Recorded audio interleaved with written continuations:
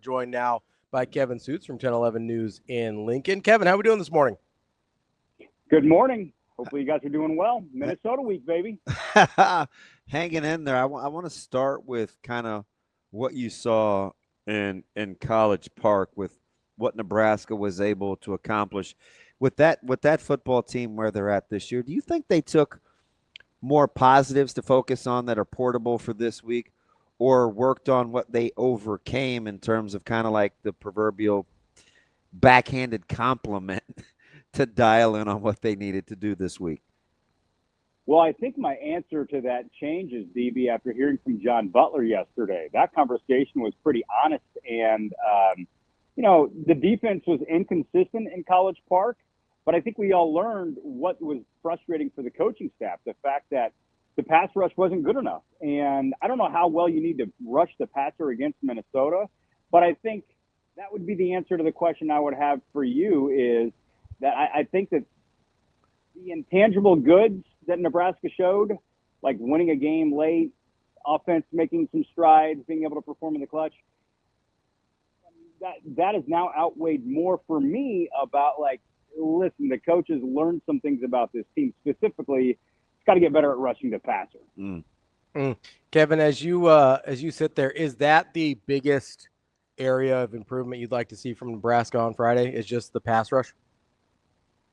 Yeah, but I don't know that you're going to be able to gauge that against Minnesota, because this is a team that, they're not going to throw the ball 50 times in a game.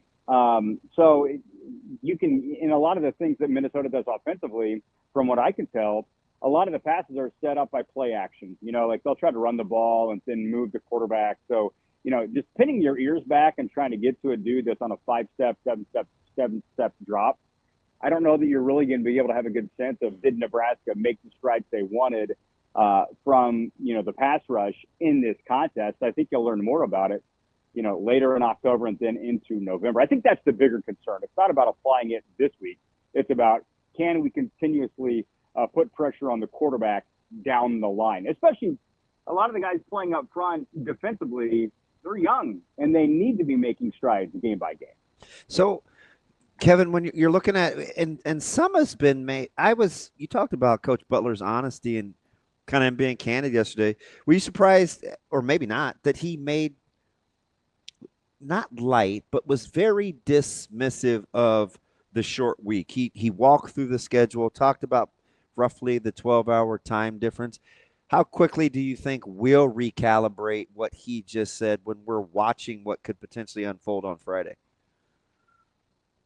Well, Coach Butler went straight to, he's got NFL experience. So, giving him one less day, that is nothing. Because in the NFL, you're playing on Sunday, and sometimes you have to turn around and play on Thursday. So you want to talk about a condensed schedule, for him, it's probably like, yeah, this is no big deal. We lose one day, and we can slide things around and still be okay. And not to mention, the short week, going to Minnesota.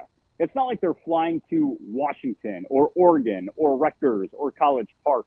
Granted, they came back from that, but this week, the departure, you're not going – it's one of the shortest trips in the conference. So there is I align with John Butler on this, that, the shorter week, it's not as glaring and impactful for Nebraska, just because of it's just one day, and you're not going really, really far for the game on Friday.